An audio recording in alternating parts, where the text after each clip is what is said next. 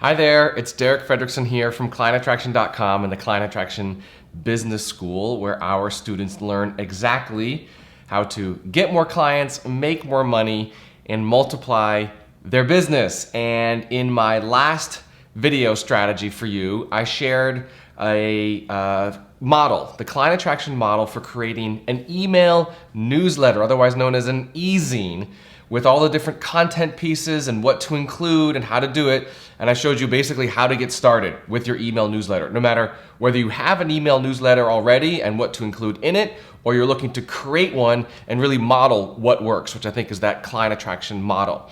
And the reason why is simple. Sending an email newsletter on a consistent and frequent basis, I think, is an essential part of the overall client attraction marketing strategy, right? So listen, your community of email subscribers, they feel nurtured and appreciated by you sharing that high value content and high value information that's relevant and that will help them in whatever area you're an expert in, okay? When you do this, it builds on the relationship with those subscribers. And ultimately, over time, they get to know, like, and trust you even more than they do now, to the point where they are very interested in possibly working with you as a client or become a buyer of your products or your services, for example. And in this week, I'm going to share with you the second important area of your email newsletter strategy that I just touched on briefly last time. And that area is frequency and timing. I know it sounds really exciting when it comes to email marketing, but I get this question from students and clients all of the time. Derek, I'm gonna do my email newsletter, but when do I send my email newsletter? What day is best? What about the time? Morning, evening, afternoon? How often is too often? Or how often is not often enough, right? And so if you're anything like them, you're probably thinking the same thing. And here's my answer. It doesn't matter how often you send it, just send it on a consistent basis, and please, oh please, stick to that schedule, all right? Your consistency and reliability is the most important factor in the timing of your email newsletter. You want to maintain a good and nurturing relationship with your readers by sending good content on a consistent basis. I've seen it so many times, and it happens and it hurts me when people send a newsletter, maybe once a week for a couple weeks, like 3 weeks, and then suddenly they just disappear, right? And they just go off the radar for a month without sending anything. Maybe you've been on the receiving end from some of these people. Listen, where's the trust and the consistency in that model? It doesn't work. It's much better to start conservatively, right? And work your way up to sending more frequently than to realize that you signed up for what was too much to handle and have to scale back, all right?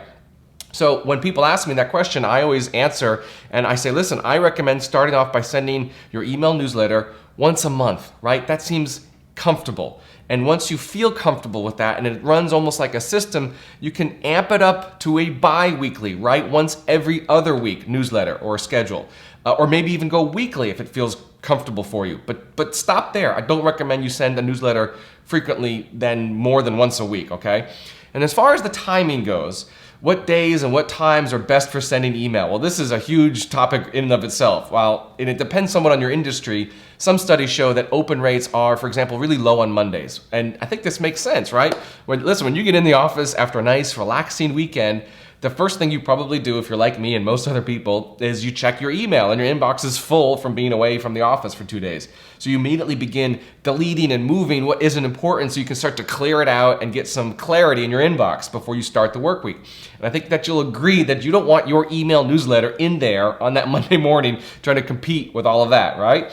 So additionally, think about, for example, long weekends and how sometimes here in the States, holidays sometimes fall on Mondays, and consider sending your email newsletter on a different day of the week. As you know, we send ours on Fridays. And why? Well, it really wasn't designed that way from the beginning, well over 10 years ago when Fabienne started, Client Attraction here and started to send that email newsletter on that consistent weekly basis each and every Friday. But we just chose the day and we stuck with it over time. And that's the key that I really want you to understand. Stick to a day and keep keep to it. Don't move back and forth because it's too much variety for your subscribers, okay? And listen, it probably goes without saying, I'd recommend that you don't choose the weekend to send out your newsletter. I think it goes without saying, okay? Now, as far as the time of the day, research, also shows, I've done it, that open rates and click-through rates are lowest in the morning, right?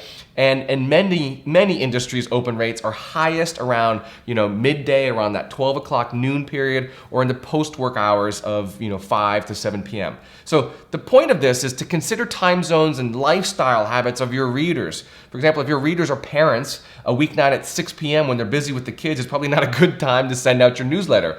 And if you live in the Pacific time zone, for example, but most of your email list is on the East Coast, cater to their schedule. You have to think about these different factors. Here's the most important thing.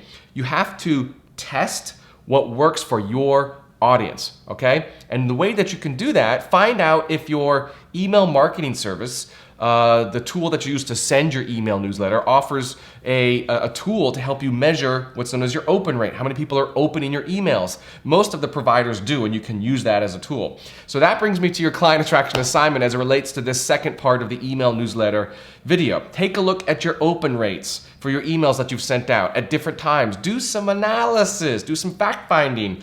Are more people opening your emails on Thursday afternoons or Tuesday mornings? Figure out what time best suits your audience and your schedule to send out the consistent newsletter, and plan your frequency and timing around that, okay? So I hope you enjoyed the second part of this client attraction email newsletter strategy video, and I'm looking forward to sharing part 3 in my next video, and until then, happy client attraction. Talk to you soon. Bye-bye.